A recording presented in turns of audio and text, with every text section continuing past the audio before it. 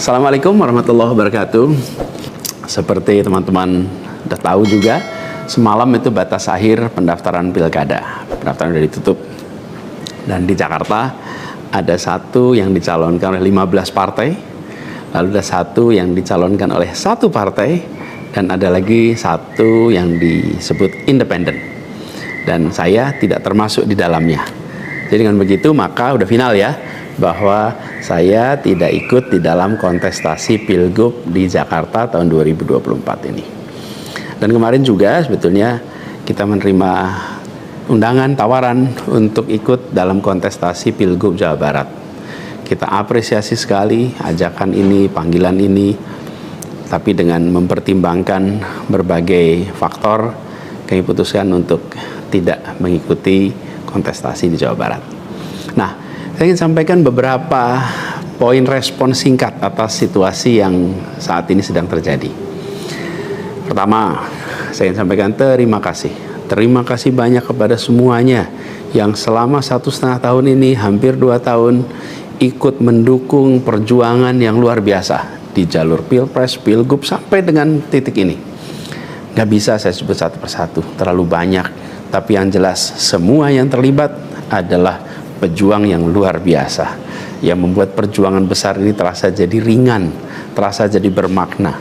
Dan semoga Allah SWT, Tuhan yang Maha Kuasa, jadikan perjuangan kemarin sebagai catatan amal untuk kita semua. Dan insya Allah kita terus berjuang untuk tujuan yang sama ke depan. Kita selalu bicara tentang kesetaraan, keadilan, kesamaan kesempatan, keinginan untuk Indonesia yang lebih adil, lebih maju, lebih sejahtera buat semuanya. Nah, dalam itu juga, jadi 2 tahun terakhir ini ketika kami keliling, berkampanye, menemukan begitu banyak hikmah, pelajaran yang luar biasa. Saya berkeliling lebih dari 130 kota dan berjumpa dengan begitu banyak yang setiap jabat tangan bukan basa-basi, jabat tangan dengan penuh rasa, sepenuh hati, dan eratnya jabat tangan mencerminkan semangat yang menggelora di dadanya. Ada yang pelukan, ada yang jabat erat, ada yang pegang tangan, dan semua adalah ungkapan keinginan untuk Indonesia lebih baik. Banyak sekali cerita-cerita dalam interaksi itu yang tidak mungkin terlupakan. Apalagi kalau lihat teman-teman muda, Masya Allah, luar biasa. Kiprah anak muda di dalam proses kampanye kemarin itu membuat kita makin optimis. Kenapa makin optimis? Karena kita punya stok anak-anak muda yang mau bekerja melampaui sekedar kepentingan dirinya, pribadinya. Ini kita masih di bulan peringatan kemerdekaan ya. Di bulan kemerdekaan ini kita memperingati perjuangan para pendiri bangsa yang pada waktu itu banyak sekali yang masih muda-muda. Jadi ketika lihat anak-anak muda yang kemarin terlibat, rasanya dan makin yakin kita masih punya stok pejuang yang amat banyak. Pejuang yang akan membawa Indonesia menjadi lebih adil, lebih baik buat semuanya. Jadi perjalanan ini memberikan optimisme yang sangat besar. Dan rasa optimisme ini makin tumbuh melihat berbagai elemen masyarakat sejak minggu lalu yang turun langsung mengawal keputusan MK dan mendorong tegaknya amanat reformasi yang memang kenyataannya ini, sayangnya ini, banyak dihadapi dengan cara yang represif dan berlebihan. Anak-anak muda cedera, luka di saat mereka datang untuk ikut mengirimkan pesan, kami ingin mengawal konstitusi, kami ingin meluruskan usaha pembengkokan atas konstitusi. Karena itu hadapi juga dengan rasa cinta sebagai saudara sebangsa. Ini sangat disesali dan ini tidak boleh berulang lagi. Tapi bukan anak-anak muda, jangan pernah gentar, jangan pernah mundur. Insya Allah jadi catatan untuk diceritakan dengan rasa bangga. Ketika Indonesia konstitusinya terancam, maka anak muda tidak diam, anak muda terlibat. Dan banyak juga generasi-generasi lebih senior yang memilih terlibat walaupun secara usia sudah senior. Dan gerakan ini juga jelas memberikan hasil. Apa yang terjadi? putusan MK tetap tegak. DPR dan KPU harus mengikuti. Dan di banyak daerah ada calon-calon yang diinginkan publik yang tadinya ditutup jalannya kemudian terbuka. Kenapa? Karena elitnya dipaksa oleh konstitusi untuk memberikan jalan. Dan ini adalah sebuah kesempatan untuk kita memperbaiki kualitas demokrasi dan harapannya nanti mutu pemerintahan di seluruh wilayah Indonesia. Jadi kemudahan yang disediakan oleh MK ini bisa dimanfaatkan. Walaupun di beberapa daerah juga tidak dimanfaatkan oleh partai-partai merespon aspirasi yang sesungguhnya ada di masyarakat. Karena pilkada ini kan pemilihan di tingkat daerah yang harusnya mencerminkan aspirasi daerah, bukan aspirasi di puncak nasional. Tapi dalam kenyataannya tidak selalu semua bisa berjalan seperti itu. Nah, gerakan masif mengawal putusan MK di berbagai kota ini juga menunjukkan bahwa tidak benar bila rakyat Indonesia disebut sudah apatis, sudah tidak peduli pada kondisi demokrasi. Nope, sama sekali tidak. Harapan itu menyala, harapan itu menyala terang, dan insya Allah makin terang. Dan terangnya harapan ini harus terus kita jaga, kita besarkan sama-sama. Nah, hal lain yang ingin saya sampaikan, bahwa takdir Allah, Tuhan Yang Maha Kuasa, sudah tertulis bahwa saya tidak mengikuti kontestasi kali ini. Dan sejujurnya ada selalu rasa lega setiap kali melewati sebuah persimpangan jalan. Ketika amanat itu diberikan, artinya Allah SWT meyakini bahwa ini yang terbaik. Dan ketika amanat itu tidak berikan, saya yakin Allah SWT sedang melindungi pada kita. Jadi itu juga yang saya jalani selama ini. Begitu kita menyaksikan situasinya, hasilnya, maka saya yakin insya Allah ada hikmah-hikmah besar yang akan muncul nanti. Mungkin ada yang tanya, Pak Anies, ada nggak penyesalan tidak mengikuti pilkada ini? Kalau saya ditanya ada penyesalan, tidak ada. Ada penyesalan itu. Apa yang saya sesali? Yang saya sesali adalah aspirasi warga kampung-kampung miskin kota, rakyat miskin kota yang berdatangan ke rumah ini, di tempat sini. Setelah selesai pilpres kemarin, bergantian, berombongan datang bergantian, menyampaikan keinginan, aspirasi, Pak tolong kembalikan kondisi yang kemarin kita rasakan. 1,5 tahun ini hilang.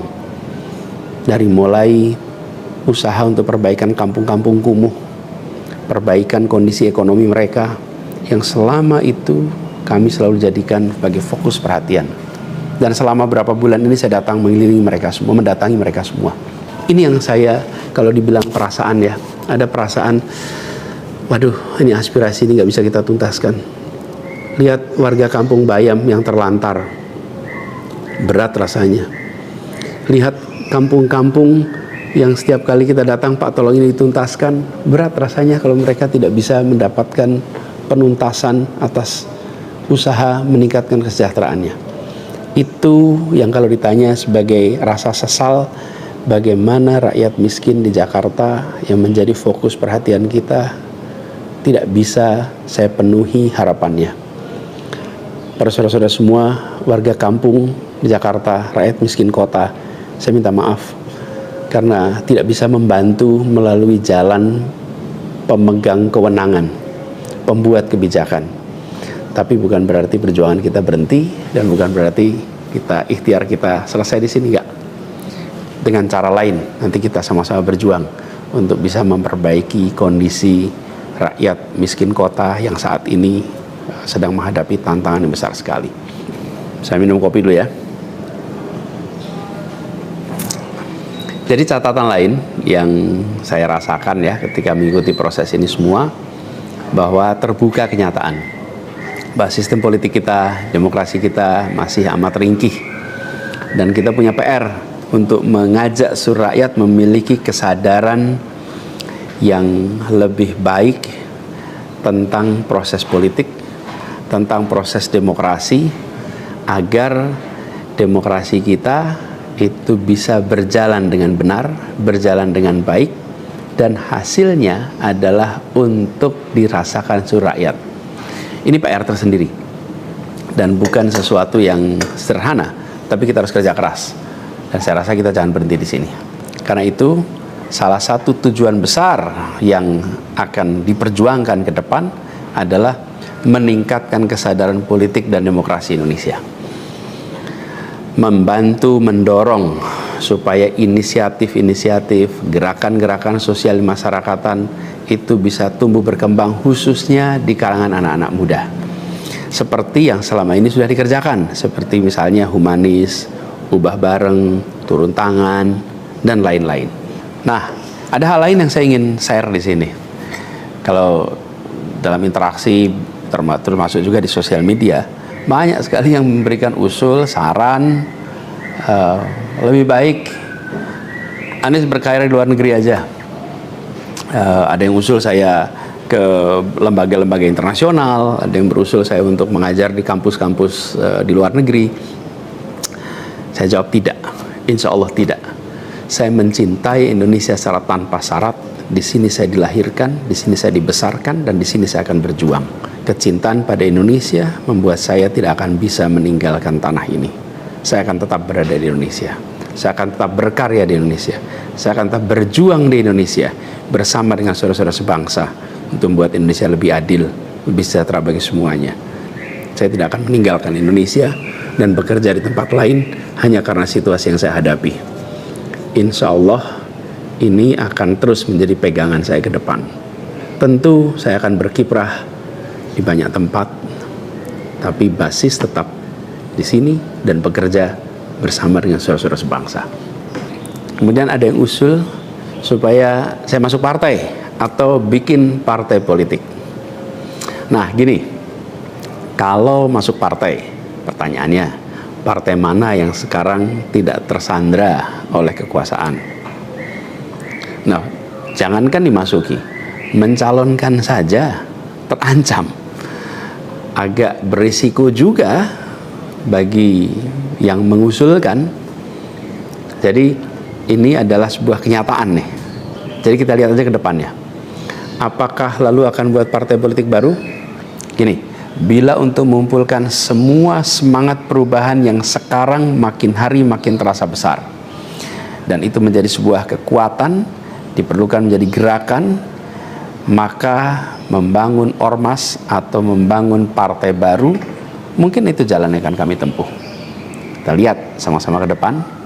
Semoga tidak terlalu lama lagi kita bisa mewujudkan langkah-langkah konkret untuk bisa mewadahi gerakan yang sekarang ini makin hari makin membesar, menginginkan Indonesia yang lebih setara, demokrasi yang lebih sehat, politik yang lebih mengedepankan policy gagasan.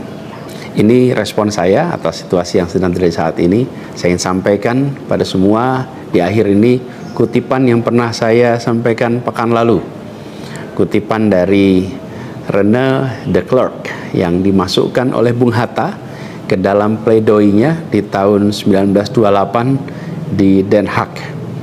96 tahun yang lalu Bung Hatta menggunakan kalimat ini. Saya ingin ulang kalimat itu. Bunyinya begini: hanya ada satu negeri yang menjadi negeriku. Ia tumbuh dengan perbuatan, dan perbuatan itu adalah perbuatanku. Insya Allah segala perbuatan yang saya lakukan ke depan masih terus tetap dan akan selalu ditujukan untuk negeri yang saya cintai ini, Indonesia. Dan saya harap makin banyak di antara kita semua yang mau bergerak bersama kita, bersama kami, untuk Indonesia, untuk keadilan, untuk kesetaraan, untuk kebersamaan, untuk persatuan yang ada di negeri kita. Terima kasih semuanya. Salam hangat dan hormat. Assalamualaikum warahmatullahi wabarakatuh.